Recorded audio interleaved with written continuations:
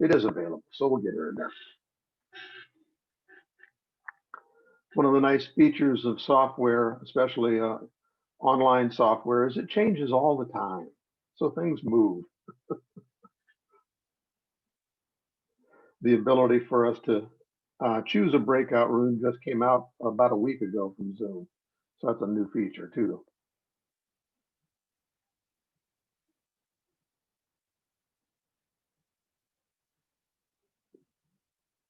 Loretta, which district are you from? Oh, you're muted, so I can't hear you. You can hold your space bar down for just a second, then you can talk with your space bar held down. There you go. I'm relatively new with my group, and I apologize. I know a lot of people just know this stuff backwards and forwards, but I just go to my Livermore Rotary and I don't pay attention to the number. Maybe that's what I'll learn today, to learn my number. Okay. You're 5170 then. Oh, all right. I'll put that in. That's your district. Thank you so much. I know that because I used to be a member of Pleasanton North and North Oakland Emeryville and Oakland 3. So spent a lot of time down in District 5170. Thank you.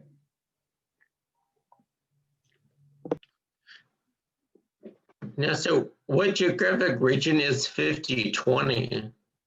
5020 is northwestern Washington and Canada, specifically Vancouver Island in British Columbia.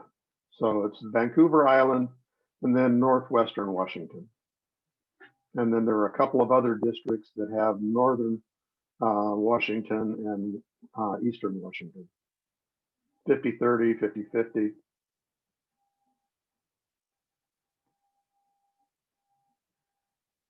Marletta is 5190. It's actually Marlita. Marlita. Okay. Yeah. Thank you for correcting me on that.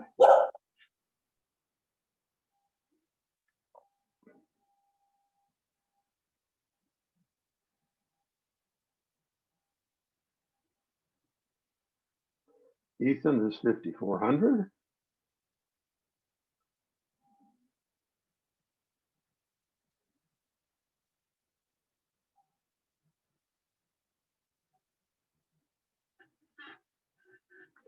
Okay, we have about 1 minute to showtime.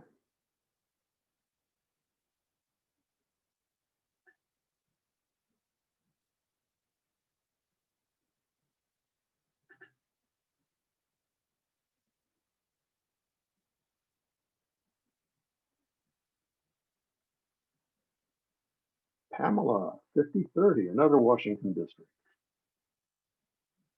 And I'm working with some folks in 5030 on a project right now.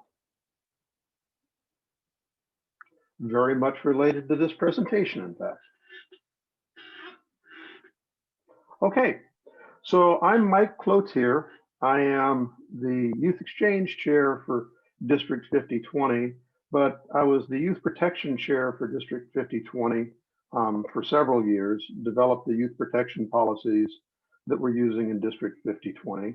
And I was also the youth protection, I developed the youth protection policy for Jeff and Loretta's district, 5170 down in California. So I've been involved in youth protection and youth protection software for over 20 years. Developed the first youth protection policy that was approved by Rotary International over 20 years ago. So today I'm going to be making a screen presentation as we go through here. I'm going to be walking through a course, and then as we go through the course, I'm going to be sharing my screen, and at the end, I'm going to give you all a link to the course so you can review the material afterwards. And I'm going to do that because there's an awful lot of information specifically related to youth protection around RYLA. Most of it is brand new.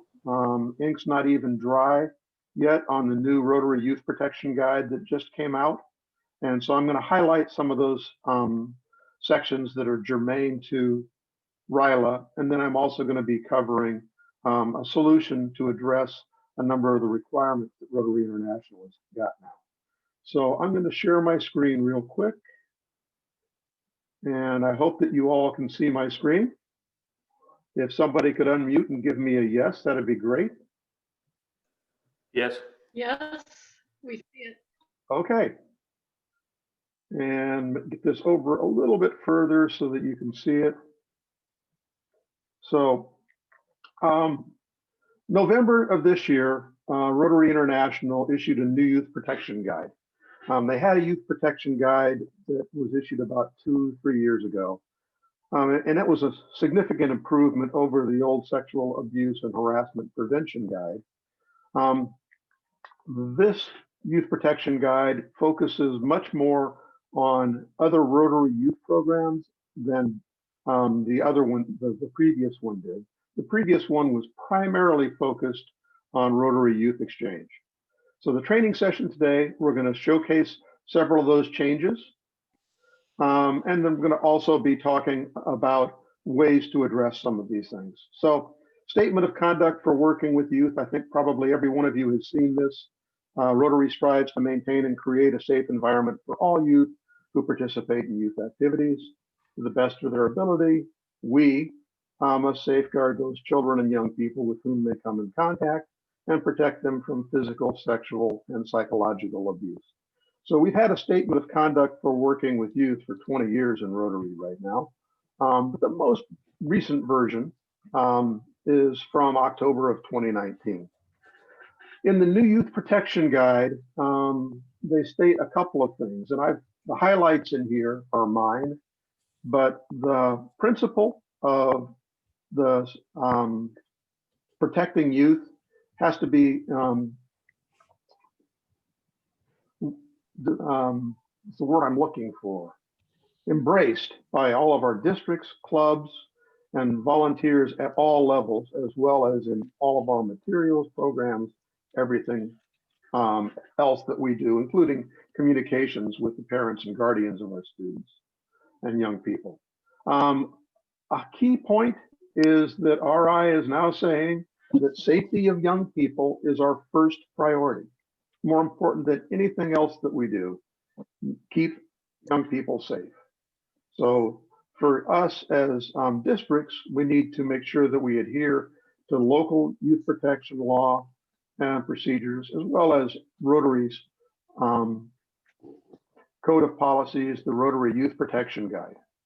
And these policies apply to any Rotary activity that involves youth. So any program or activity.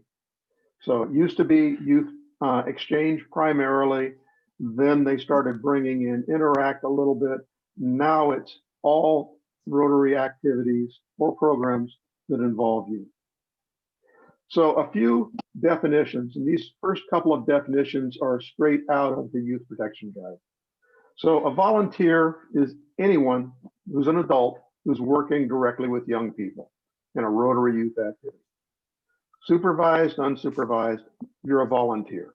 So youth exchange people, that kind of goes without saying.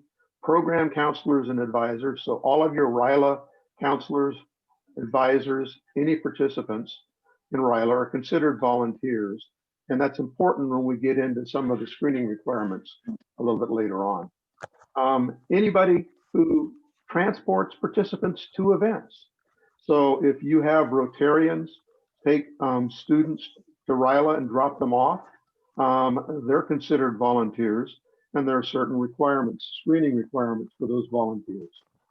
A youth program participant is anyone who is participating in a Rotary youth program, whether they're a child or an adult.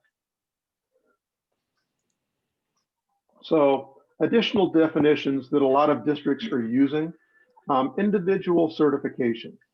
That's a process by which a Rotarian or another volunteer completes the screening, vetting, and training necessary to have more than casual contact. Now, what is casual contact? This is a definition that's been worked on for a number of years, and we think we've got it right at this point.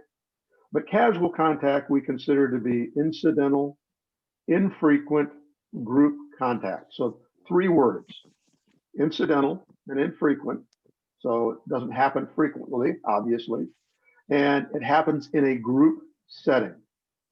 So in order to be casual contact, it has to be infrequent, incidental, and it must take place in a group setting. If you have an adult one-on-one with a student, that's not casual contact. And that adult needs to be appropriately screened and vetted. Any questions on that?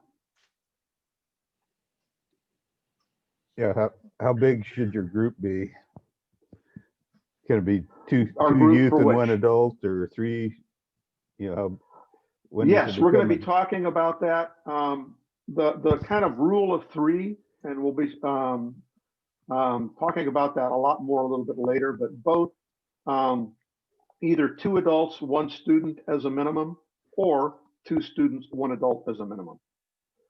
And the reasons for that are kind of myriad.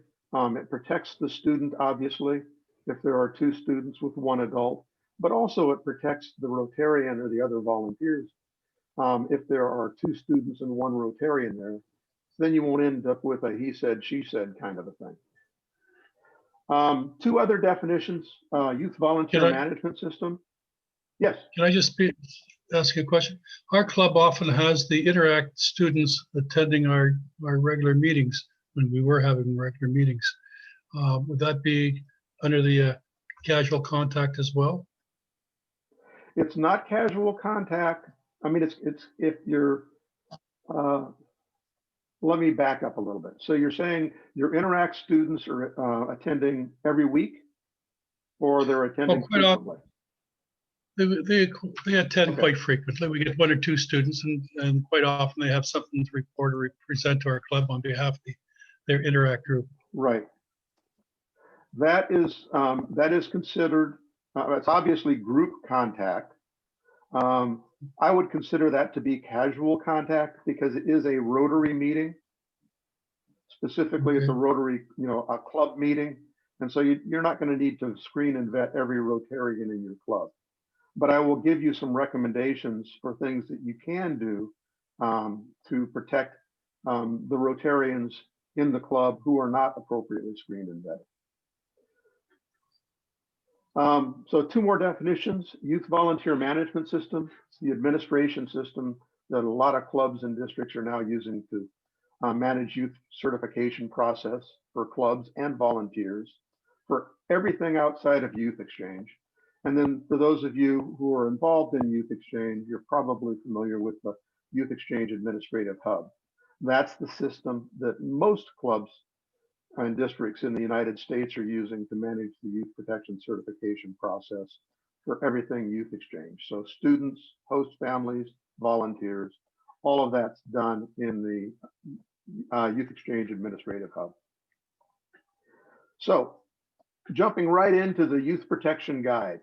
This is the cover of the new Rotary Youth Protection Guide. If you go to myrotary.org and search for Youth Protection Guide, it'll bring this thing up. And it's document 775EN. So you can go directly to myrotary.org, log in, and download the Youth Protection Guide. Or if you go to this presentation after today, open the presentation, you can click on this hyperlink and it'll take you straight to the Youth Protection Guide. So some of the definitions and requirements. There's a whole section in the Youth Protection Guide on leadership and positions of responsibility. I'm going to hit the district governor really quick. Most of you are aware the district governor is the representative for Rotary International. They are directly responsible for the supervision and control of all district programs, including all youth programs. The bolding and highlighting is mine. Governors are required to complete youth protection training, and they're also encouraged to use all the time that they can before they take office to learn as much as possible about Rotary youth programs that they're working with. So Youth Exchange, RYLA, Interact. A youth protection policy.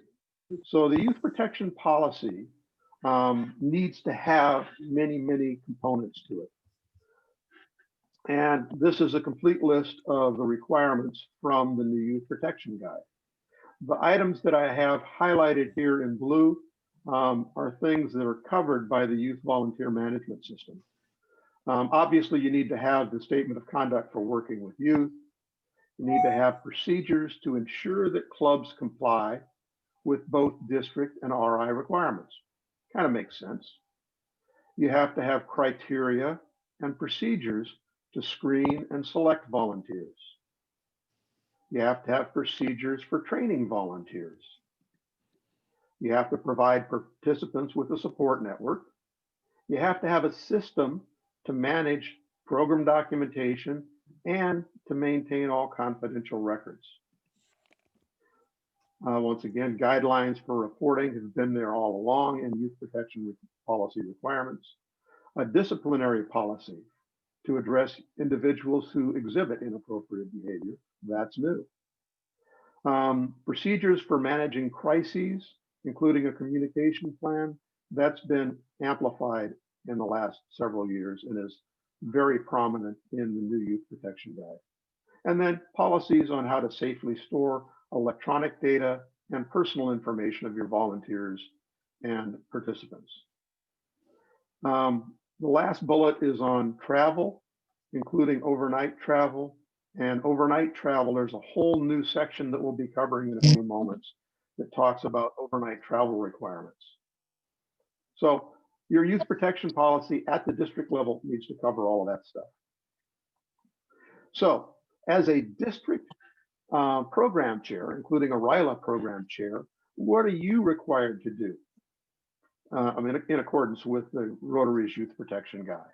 Well, you need to know all RI and district youth protection policies and ensure that your program meets all of the policy requirements.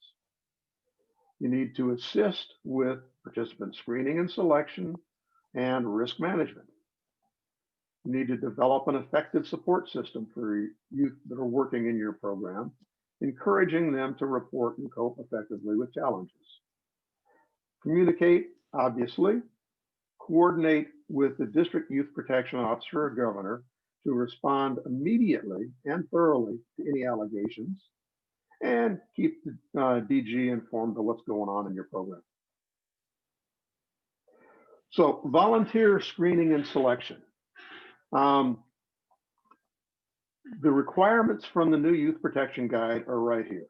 You have to have a written application that has these 6 items in it. And you notice I've got this highlighted and bolded and italicized again, because this is all covered in the Youth Volunteer Management System.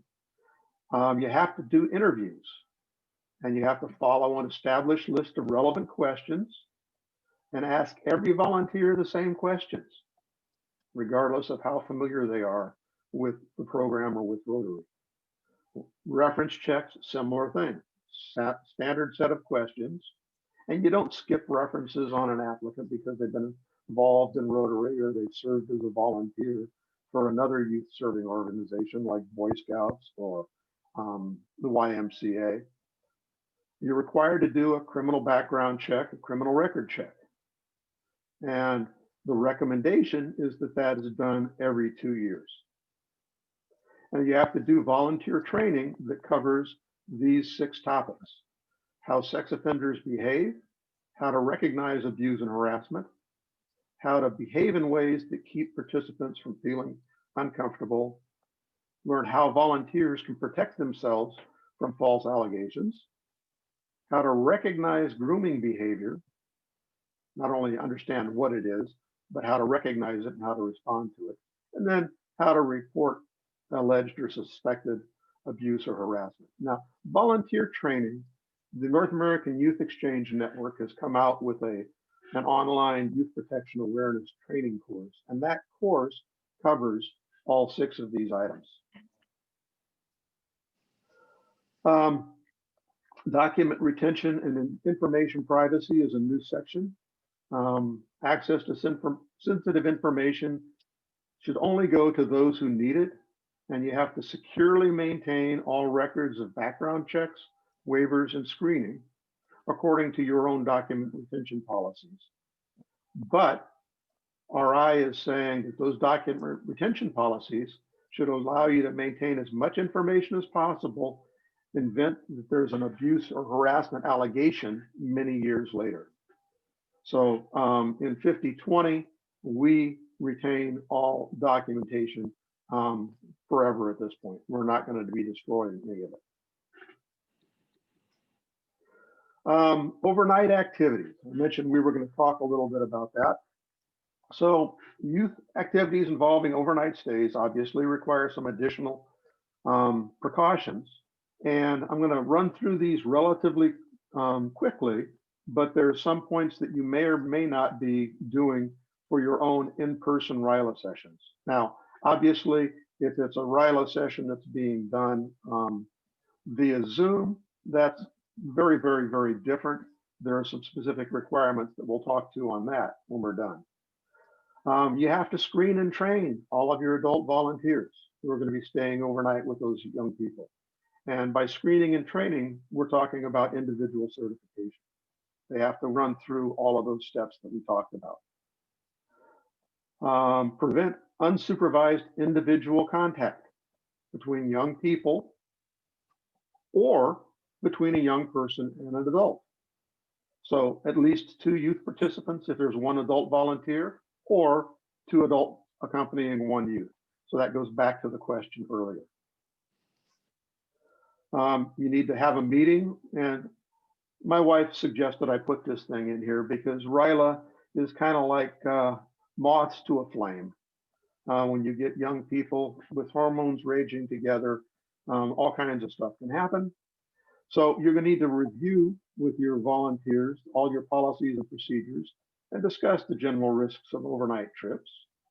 You set supervision ratios before the activity and make sure that you have enough volunteers to provide proper supervision. You want to assign volunteers specific groups of students and participants to supervise. They need to know exactly the number of students that they're supervising, and they should know them by name and regularly account for them. And volunteers need to sleep in shifts so that they can supervise the participants during sleeping hours.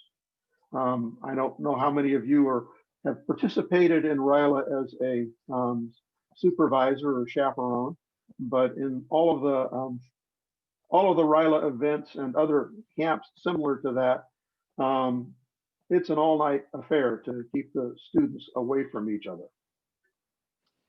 The facilities themselves need to clearly have clearly defined physical boundaries, and they need to know what those boundaries are. Both the volunteers and the youth program participants need to know.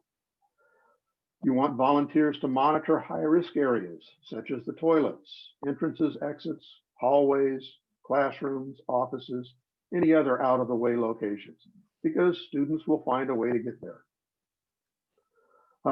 Establish safety procedures for showering and using toilet facilities. For example, if you need a lot of students to use the toilets at the same time, allow only 1 at a time in each stall. But now the next line says they should never use the toilet, but supervise from outside the bathroom or shower area. So how the heck do you do that? Well, let's just say that there are 5 stalls in the girls' bathroom. You'd only allow 5 students in at a time to use those stalls and make sure everybody leaves at the same time. Sleeping arrangements, whenever possible, you want to arrange sleeping areas by sex and age. Kind of goes without saying, but here's something new. It's important to consider the participants' gender identity and sexual orientation. So Rotary is now very, very involved in diversity, equity, and inclusion, and the Youth Protection Guide reflects that. So you're now required to work with parents and legal guardians to make arrangements for people who have a different gender identity or sexual orientation than just male or female. Obviously, participants should have their own beds. Volunteers should have their own rooms. If you have to share rooms, make sure there's enough adults to supervise the participant. Never, ever let a participant and one adult share a sleeping area, and make sure that youth and adults change clothes and use toilet facilities separately. Any questions on that huge section that we just went through?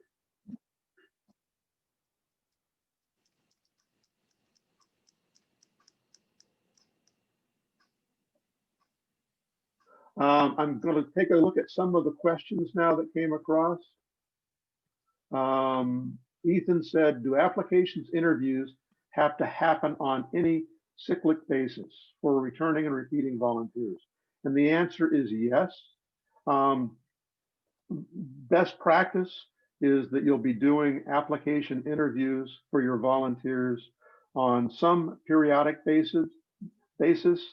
Some districts are doing it every year. I think that's too frequent myself. Others are doing it every 3 years. I wouldn't go any longer than every 5 years. And so every volunteer would go through the screening process and vetting the whole thing, including updating the application, interviews, references, criminal background check or record check, at least every 5 years.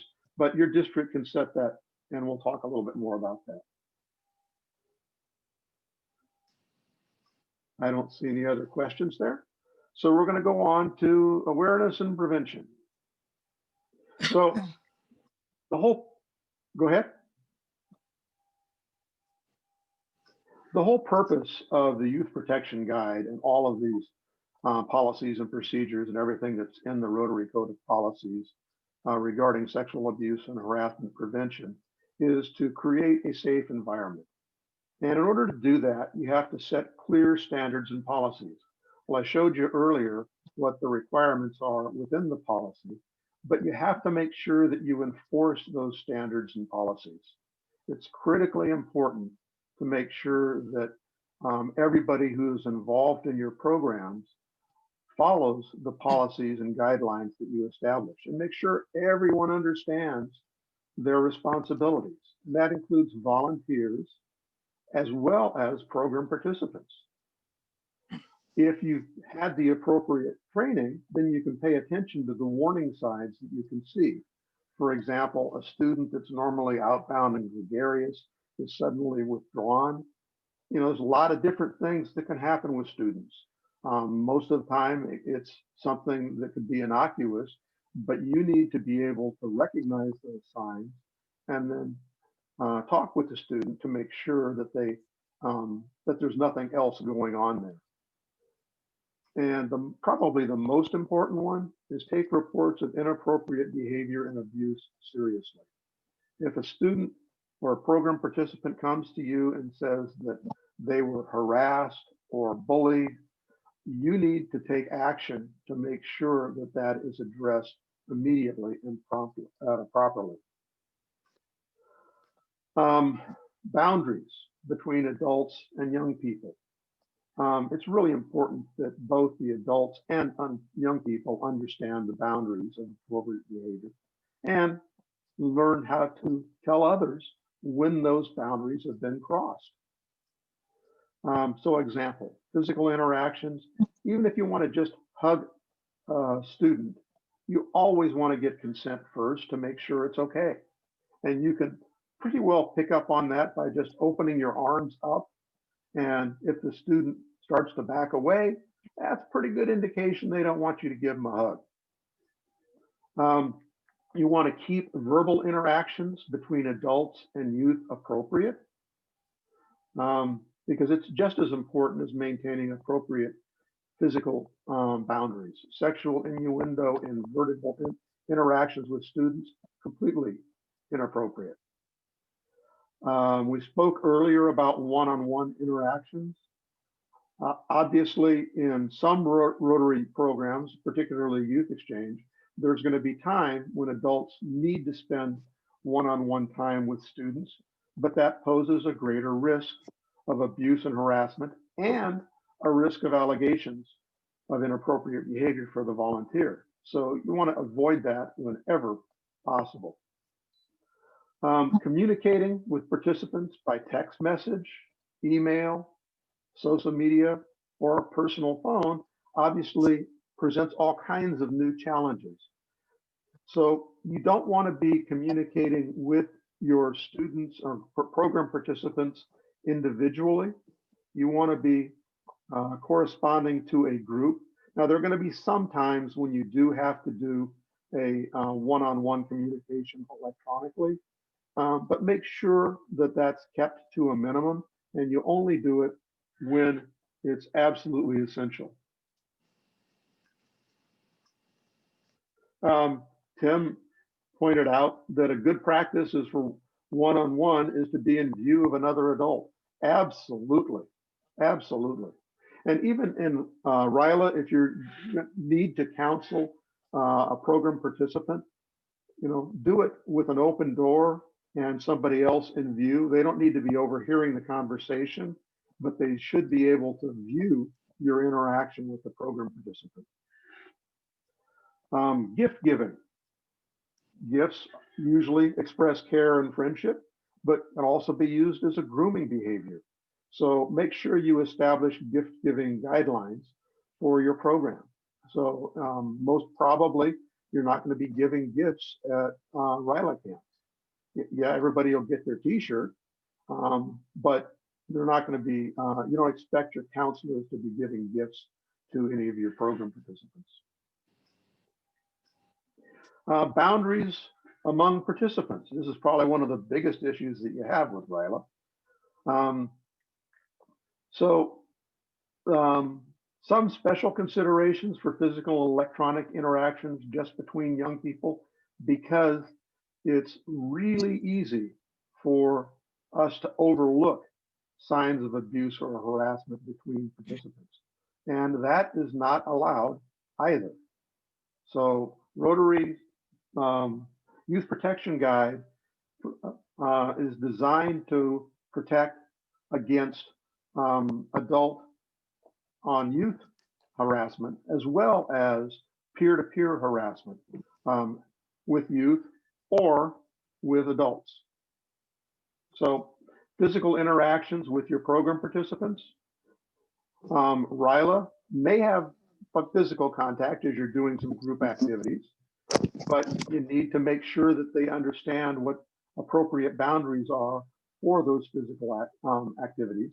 And obviously, the youth program participants, they're going to develop romantic relationships or close friendships. They are boundary pushing all that they can. That's what they're supposed to do. So we just need to help set those boundaries and make sure that the students understand the limitations and what the reaction is going to be, what the consequences will be if they violate those boundaries. Cyberbullying, including social media, text, emails, becoming more and more common. And the watch out there is just to make sure that your students, your program participants know that if one of the other participants is teasing them, humiliating them, or trying to bully them, get them to do something that they don't want to do, they need to make sure that they have an adult, a trusted adult, or other program volunteer that they can go to, and we can deal with that quickly. Any questions on that section? Awareness and prevention. Okay, individual certification. So I've come up with a process called AirCon, and I'll go into what that means in a minute. But anybody who has more than casual contact with you needs to, oops, come back here, Mike, needs to complete the AirCon process. So your RYLA chairs, counselors, club and district youth services chairs, Interact, Early Act, mentors, tutors, and then the caveat at the bottom, any Rotarian or volunteer who has more than casual contact with you needs to complete the AirCon process. So AirCon is an acronym for 6 things: an application, an interview, reference checks, criminal background check, or if you're a Canadian, a criminal records check, online youth protection awareness training, and national sex offender registry check. Now in Canada, if you're doing a RCMP criminal records check, they include the national sex offender registry check as part of that check. In the United States, depends. If you use a major criminal background check company like IntelliCorp, they'll normally do the national sex offender registry check along with the criminal background check. So steps 1, 2, and 3, application, interview, reference checks can be completed through an online process using the Youth Volunteer Management System. The individual is sent a link to complete the online application. This is what it looks like. They click a button and they start a new application. Or if they're an existing volunteer, they click on renew, they go in, see the application that they submitted last time, and then they just update information if necessary. Their job might have changed. Maybe they're changing references. Lots of things can change over the course of several years. Once the volunteer application is complete, an email goes to the Youth Protection Rotarian in your district, and that can be club level, it can be district level, depends on how you want to set it up, asking them to review and approve the application. At the same time that the application is submitted, an email link is sent out to each of the 3 references. After the approval of the application, the Youth Protection Rotarian initiates and reviews a criminal background check or criminal records check. Never initiate a criminal background check without having completed an approved application for the volunteer. That application contains a waiver and consent release that allows you to do the background check. It's illegal to do a background check on anybody without specific written consent, both US and Canada. So Youth Protection Rotarian also initiates an interview using the standard set of interview questions, records those responses online.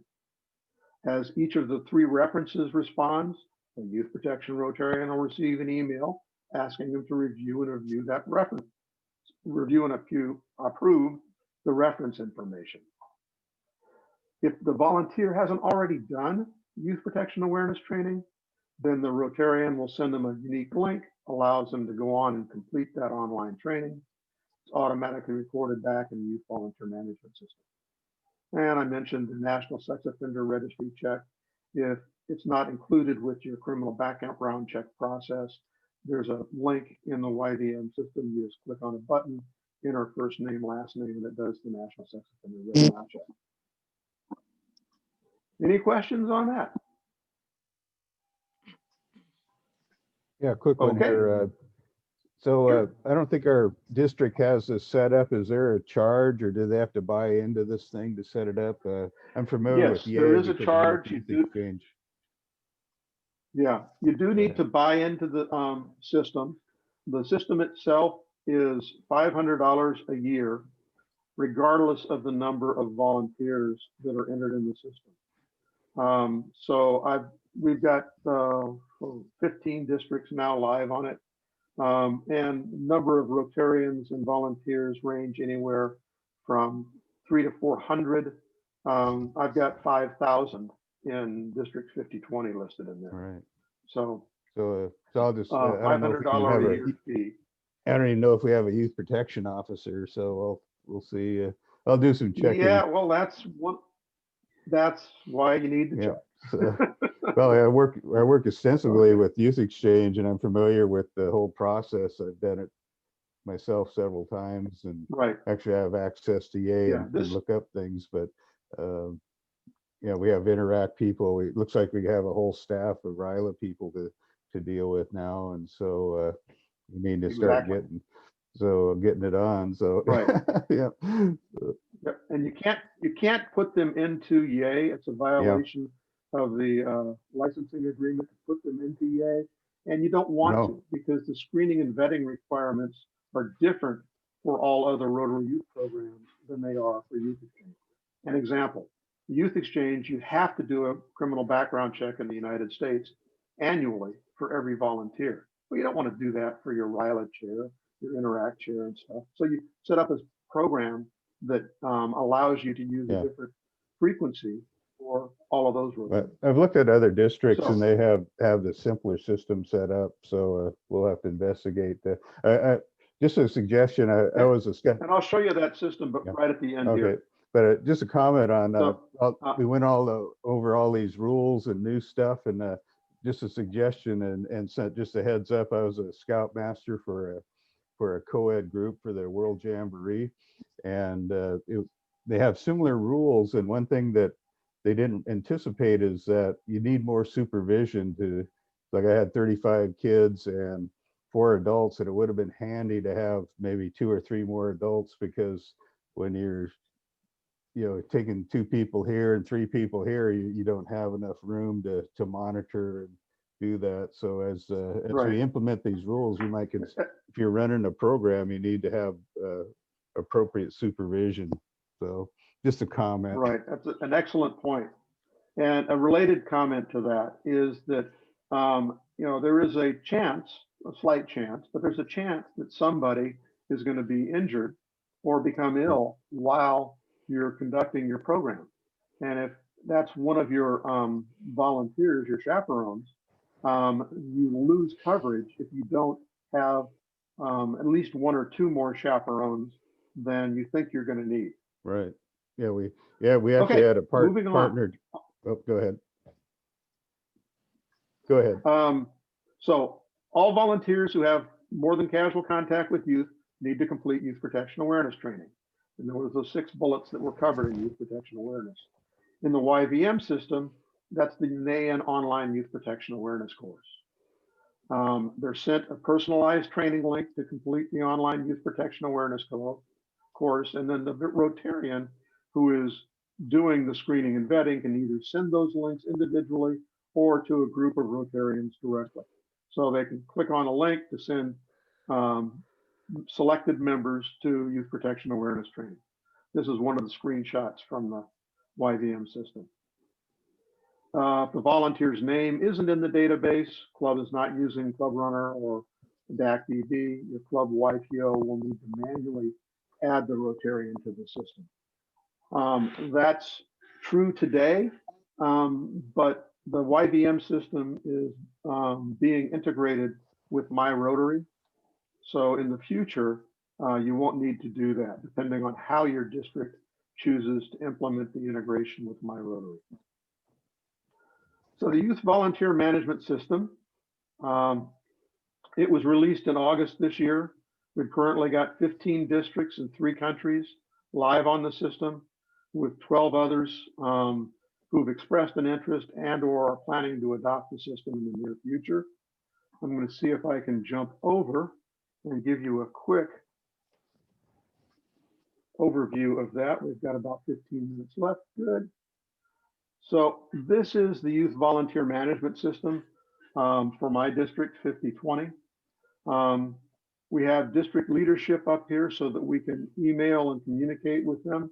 And district governor, as we said, has to be appropriately trained in youth protection awareness.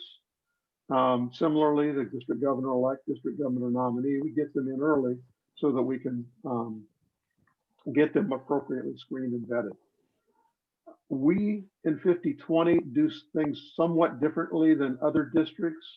We push youth protection down to the club level. So we require that every club in our district have a club level youth protection officer.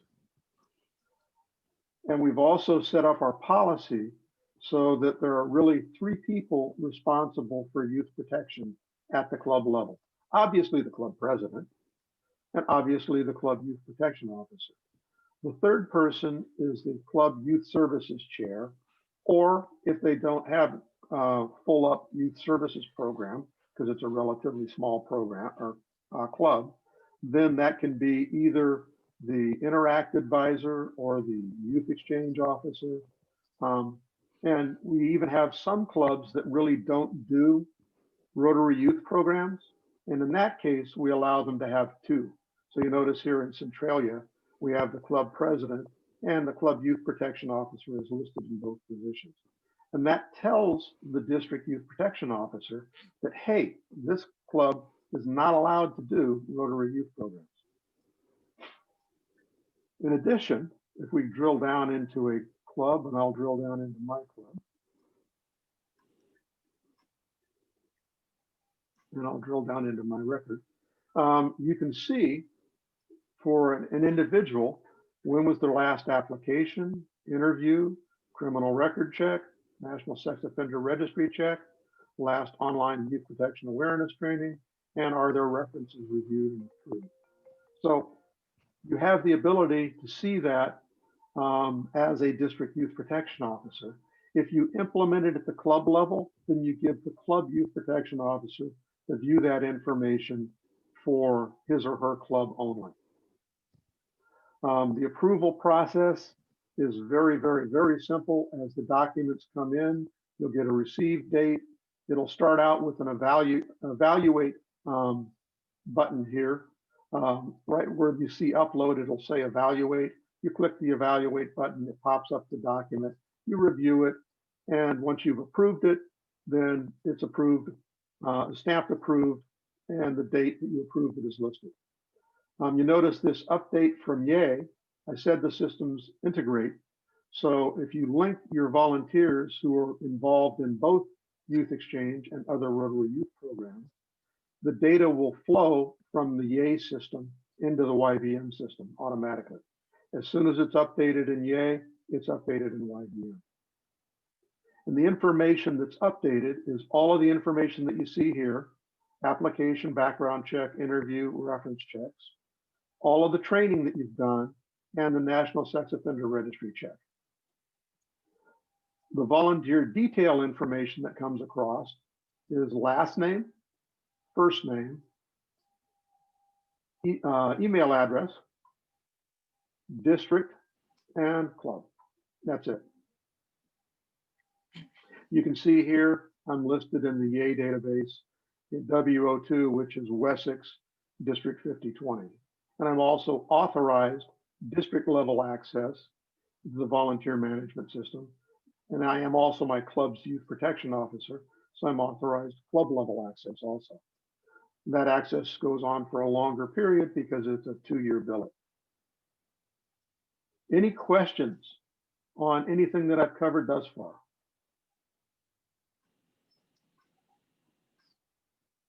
So as I said, the course that we just went through, you might want to jot this down. This is a short link that will get you to the course. It's https://bit.ly/37 C, G, M, lowercase cv.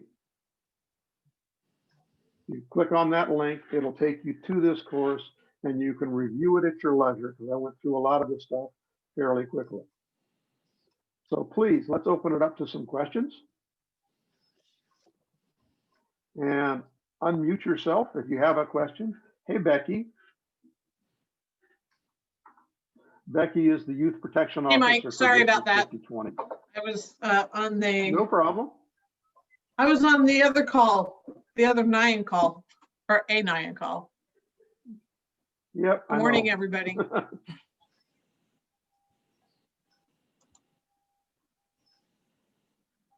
Okay, so let me go back here and look through some of these other questions. So Ethan, yes, the presentation link, you just saw that. So you should be good to go on that.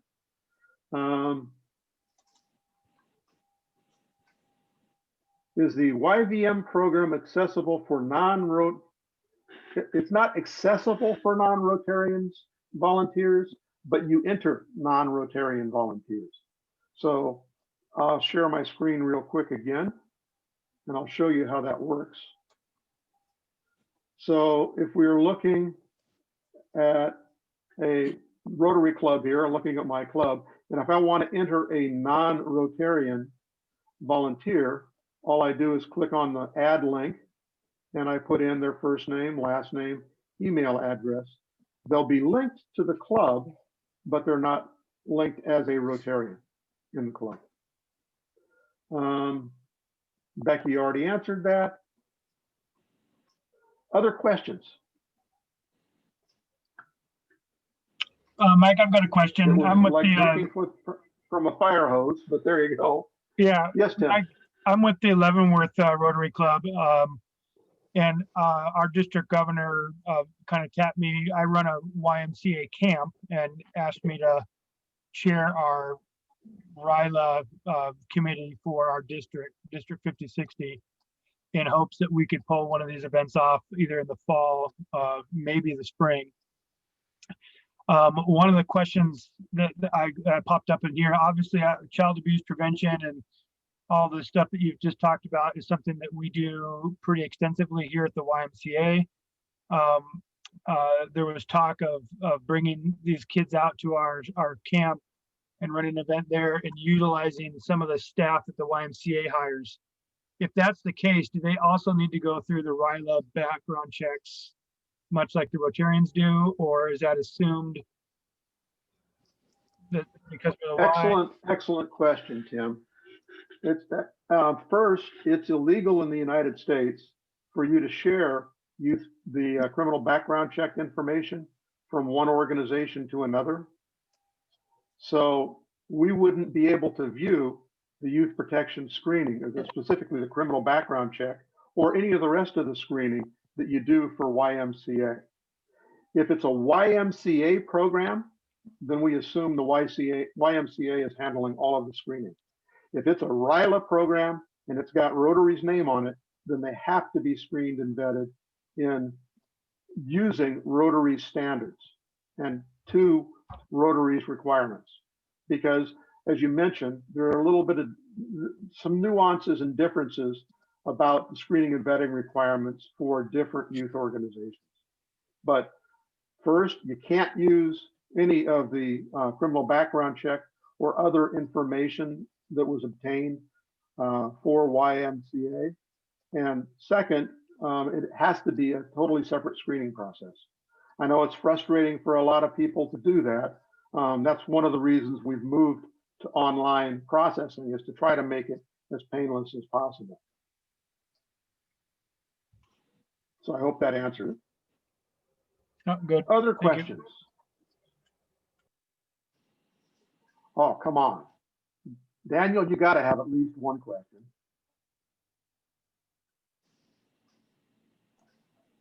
I'm Dan Dawson with 5010. I'm actually the youth protection officer for our district.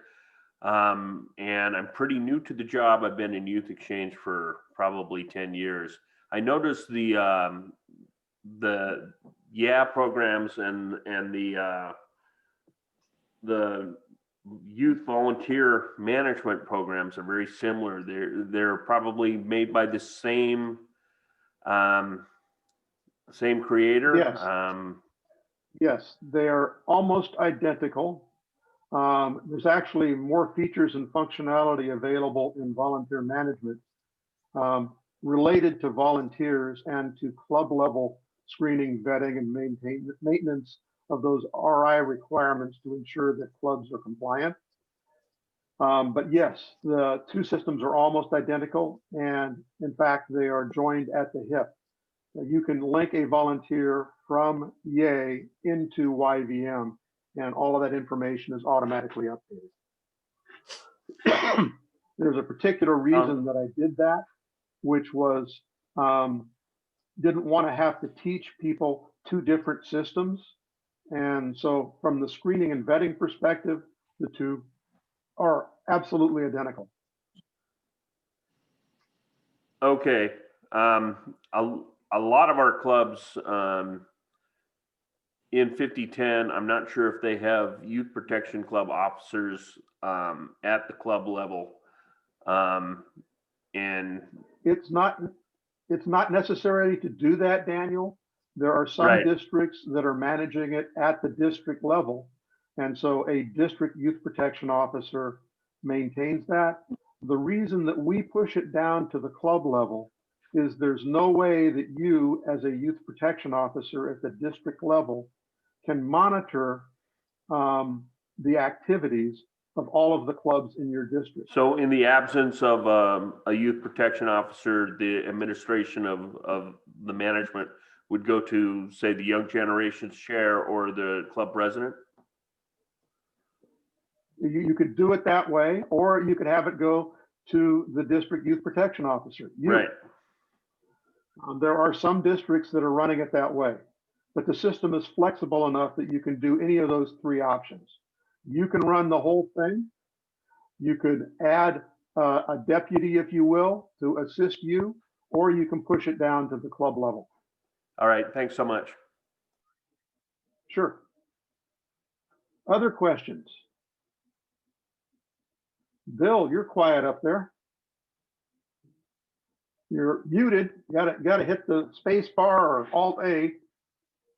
Yeah, just soaking it all in. I just got my head's thinking, well, after this, we'll have to do some checking and see what's going on in our district. I'm the youth services committee person, and we have an Interact and Rotaract club this formed this year, and we haven't done any of this stuff, so we need to kind of get on it. Exactly. That's why we're doing this session, is that most people aren't aware. Yeah. So, and I'm willing to do a presentation, demonstration of the overall youth volunteer management system in its entirety for any districts that want to do that. Yeah. Just didn't have time to do that in a 1 hour session. Yeah, I'm just thinking all that. Jeff, you and Loretta are already Yeah. covered. 5170 is already I have on to the work system. with Lorraine in our district, but yeah, just thinking all like all the things. I mentioned I was a troop leader for a group, and especially a co-ed group, and one thing you always, things that aren't in the book, you always got to stress appropriate clothing, that kind of stuff, especially when you're working with teenagers. And Yep. and actually, in working in international groups, if girls are wearing certain types of clothing, that meant something different than what we would think of as Americans. Like they'd be, it's and actually, when I mentioned this to people, they get offended because our standards in America are we just don't think that way. But if you're looking at different cultures or something like that, especially youth exchange, we you got to say, well, you got to wear appropriate clothing, and you might, like, if you're in a certain country, you might have to cover up a little more than normal, and don't wear Yep. the short dresses and things like that, because they do mean something different than what we do in our American or Canadian type system. But We cover that yeah. in our cultural differences training Yeah. for youth exchange But students. But the other common one, just for folks, is I was unaware of, is this cyberbullying and texting. Like the first night in camp, all of a sudden we had a big stir going on because people were secretly texting the girls and getting them all worked up, and we had to shut that down and remind them that we'd the greatest fear is that any breaking of rules, you got to send them home. Like, there's no, once you have the aspect of any camp or anything, is that if you break the rules, you go home, and that seemed to work for the 2 weeks I was out. Good point. And that's something for all of you to consider. We got 4 minutes left. Is if somebody breaks the rules, you need to have a process in place as to how those students are going to be dealt with, because that's going to take some of your volunteers, some of your supervisors away. If you have to take the students away from your RYLA camp and keep them isolated until their parents show up to pick them up, or however they're going to get transported home. But make sure you have that worked out also. Marita asked, do interview questions need to be live, or can they be part of the interview process or the written application? And they actually need to be live. So, and the reason is, well, I say live, either in person, or they can be done via a Zoom meeting, because you have to be able to look at the person's face when you're asking them the questions and see what their responses are. I used to do the interviews as part of the written application and have people write down responses, but RI has said, no, that's not adequate. You need to be able to communicate with the person. So the system is designed for it to be done in person, via Zoom, or in worst case scenario, it can be done over the phone. So at least you can hear the inflection in their voice. Is there somewhere where I could see a list of suggested or proven Well, it's not- interview questions? Yes, in the Youth Protection Guide, there's an entire Okay. appendix that includes those questions. And those questions are the ones that are in the volunteer management system. Similarly, they have specific questions for references, and those are the ones that are in the youth volunteer management system. Holly, Mike, can I I haven't make a, heard from you yet. 1 second, Michael. Holly? Yeah, our district, I'm 5495 and they haven't gotten it. They're still working on forming. So I'm just my club's youth protection person, but I think we can all get the management youth protection guide. All the districts, I'm assuming, can get the youth protection guide online. That's correct. Okay. Everybody can download the youth protection guide. It's trying to implement the requirements. If you try to do that on your own as a district, it's going to take you years. Right, and that's And that's why we finally built the youth decided. volunteer management system. Yep. Yeah, so hopefully they can get their Michael, act you had a- together. Michael, well, you had a more of a question? comment. Yes, based on what Bill was saying about international codes and conducts and so on. I was at a retreat, an international retreat one time. There's about 40 participants. And one of the participants, it was their birthday. So people from around the world shared their happy birthday songs. And when we got to the Japanese contingency, they don't do that. And it was a big embarrassment for them and their culture to be standing there and not being able to participate. So when there's an international event, especially for the youth, we have to be very cognizant of international differences and the cultures. Even in RYLA by district, we're coming all from different parts of the district. There are different cultures throughout our district. So we have to be very cognizant of those and respect those. Great point. Great point. Tom, I see that you joined us here a few moments ago. Any questions for you?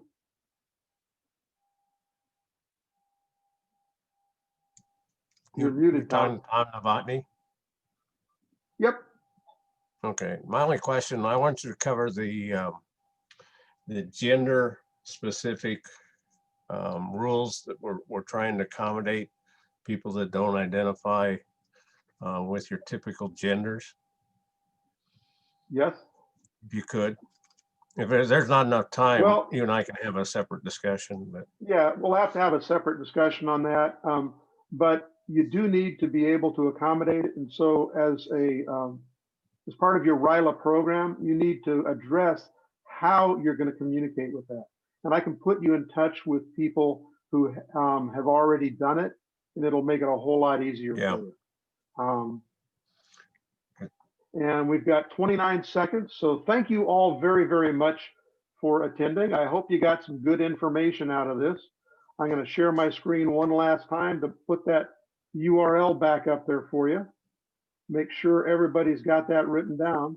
https://bit.ly/37 capital C, capital G, capital M, lowercase cv. I'll drop it also in the window. And learned a lot. So great job. I am going to quickly share, just as a reminder, sessions repeat. So the content is the same. Of course, the discussion will be different. So middle school repeats, high school, young adult, and virtual RYLA. The one exception is there will be the RYLA Pros Roundtable for those individuals that have